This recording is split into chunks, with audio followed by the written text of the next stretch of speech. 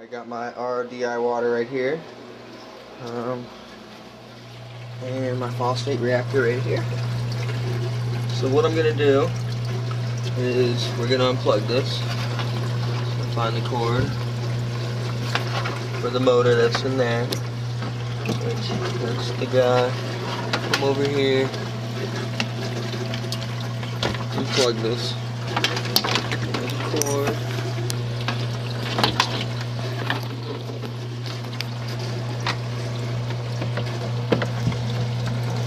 What I'm gonna do is reach down in here. Put my motor. Which I made it so it's not too bad to get off. But you do need two hands to push the connectors in there, so I can slide this guy out. Here's my motor.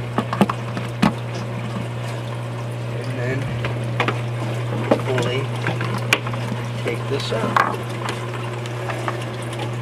My stuff's a little tighter. It may be a little bit easier for you. You might not have to disconnect the motor, but here it is. Going out. This is my work right here. So there's that. There's my motor. The motor's clean, so I don't need to really worry about that.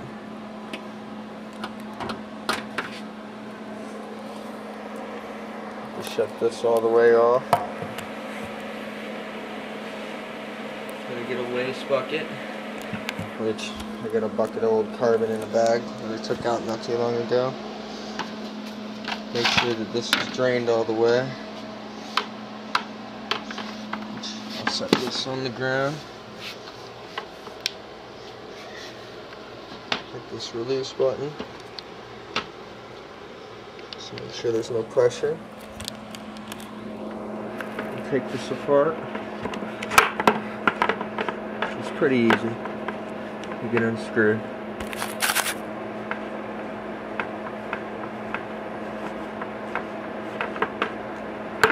Make sure not to try to spill any.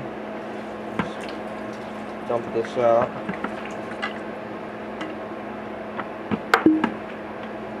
This is my waste carbon. Or not carbon, but GFO. So I'm going to take this, throw it in the trash can. Right here. Get rid of this. This comes off. This is the hard part to get out. It's always been a pain. Sometimes you might need to grab some pliers just to grab a hold of this guy and get it out. Now, what I read is I really don't need these when I'm running GFO. I can just put this GFO directly in there without the sponges. So there's the old GFO.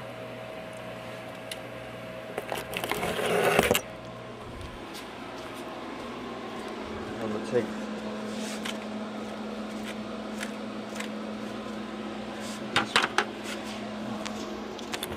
I'll just use, I don't really want to use that. I'll take a little bit of water out from that, and I'll rinse out this old GFO out of here.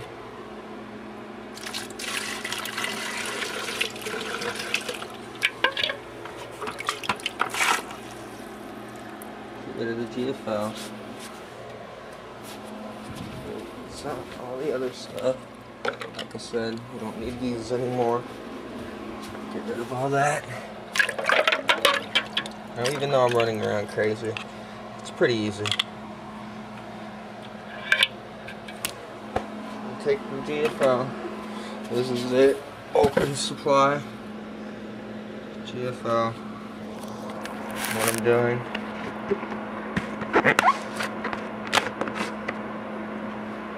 Coming in.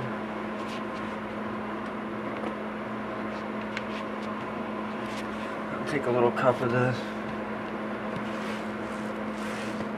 bit bigger than what that thing is. I'll pour it in. This is normally my rough estimate of how much I put in. It's a good cup. A mug. I mean, this will fill up about halfway. Maybe use a little bit more than that. Another half.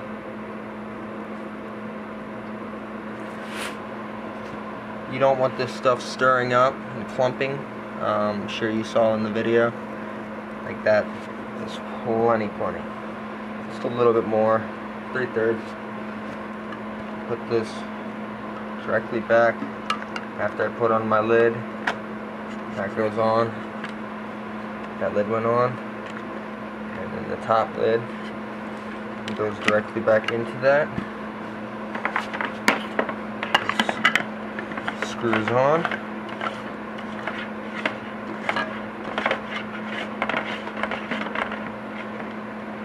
Make sure it's nice and tight. You don't want any leaking. And I'll take this over to here where my RODI is.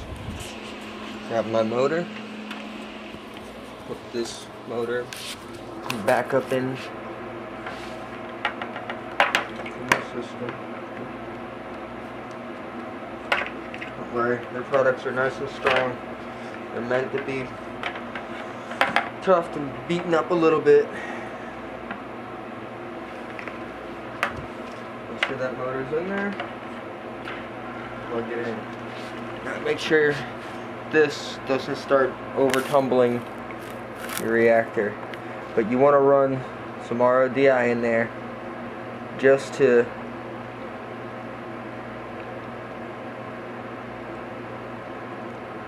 basically, you want it all to settle down. I'm going to give it a good jump at first, just to let it all get some nastiness out and water flowing. Let everything settle back down. Get a little bit of air bubbles. This is why I like this release, because it just lets it flow, as you can see. Let some of that pressure out. Get the air out of it.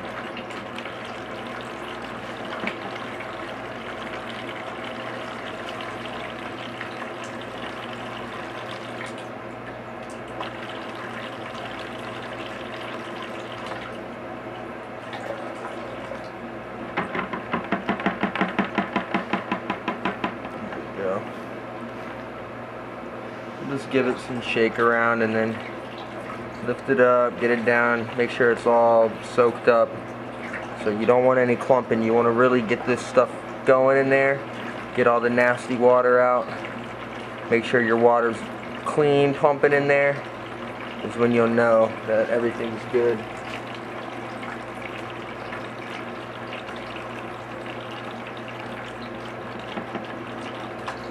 I let it run for a good maybe 2 minutes or so.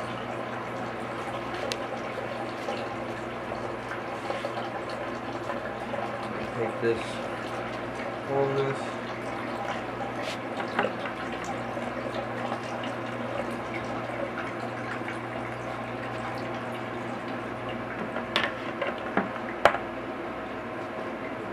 Put this motor off real quick. This nasty water out. Cycled in for a bit. Keep going. Take some more water.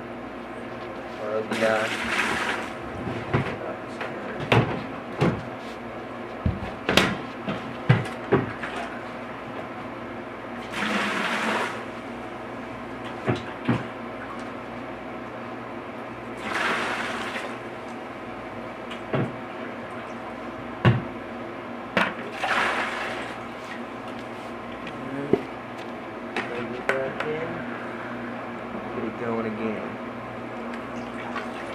Object is you want to have this pumping clear with clear water before you put it back in your tank. You want all the debris and whatnot to basically filter out of it. As you can see, it's still a little bit dark, and it's still pumping out a little bit dark. But it's also, you got to think, because of the water in here. So do a couple changes just to get it going and flushing out. As you can see now, it's starting to clear up. Sorry that the light quality is a little bit bad, but I can tell that it's pretty much clear. And you want this just to lightly tumble in there. Basically, what it's doing up top is just slowly having a tumble. Like every, you know, 30 seconds to 20 seconds to a minute, you want it to tumble. You just give a blump in there. As you can tell, it's flowing pretty good. Pump sucks up pretty hard. I mean, you don't need the whole flow of this pump. As you can tell, it's just barely open, and I mean that's plenty of water flow. MJ 1200 pump, great product from bulk Reef Supply. Go to their website. Phosphate reactors, very reasonable price compared to other ones and what you're getting. I mean, like you see, you don't need a filter screen. No media is going into your system. It's got this whole, you know, screened in built cylinder. That way your casing around doesn't get all nasty, you know, don't build up any junk in it. Also, this one has a pressure release valve, like I was doing with the air when it was starting to bubble up and push everything up top, because when it pumped in, it had air in it and basically lifts everything up. So I just shook it around just to get everything to fall down, got the motor, get it all wet, and then I kicked down my pump, and it basically sat to the bottom and then just started cleaning up the water. So this is pretty clean. I mean, I don't need to stress too bad. Once it goes into the tank, it will clear up. So I basically unplug this. I have to worry about none of the water in here because it's all fresh RODI, just as I was topping off. Just let this motor drip out. I'll walk back up to here, set my guy down, take my motor, put it back up into the last part. Is where I like to keep mine. It doesn't matter really, you can put it anywhere. Just find some space. Preferably people like to put it back into their tank. They like to take it off their back before it goes in, right next to the return pump, and they'll put it right into their tank. I like to keep it after my macroalgae, that way I know that at least whatever this thing's not picking up, or it's picking up at least at the end after it goes through the macroalgae, just in case of any you know, phosphate leaks off of my macroalgae, that, you know, this is like a second chance before it goes back into my tank. But anyways, I put this, of course, the return line back into the tank also. I like to keep it a little bit higher. It causes somewhat of a splash and moves the top water around a little bit. And then I just take this back, my power,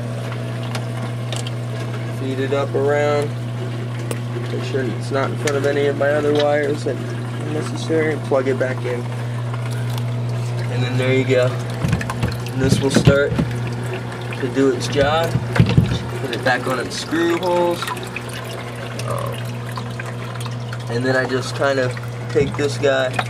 I got a little spot for it. I just kind of use two things and put that right down into there, like so. I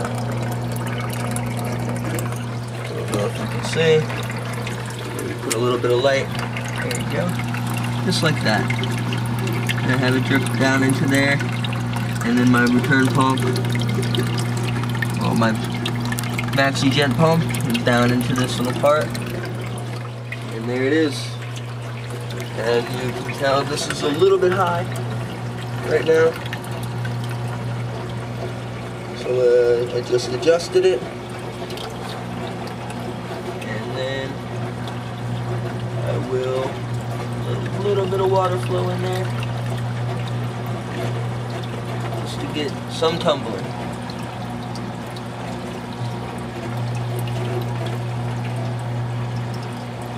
And it's very accurate. Like you have to very like fine tune it, you know, just to get it right. You want it just barely tumbling. You don't want it stirring around in there. Like I have it. There you go. Hope I explained it in an actual system that's set up and it's been running for about a good year now.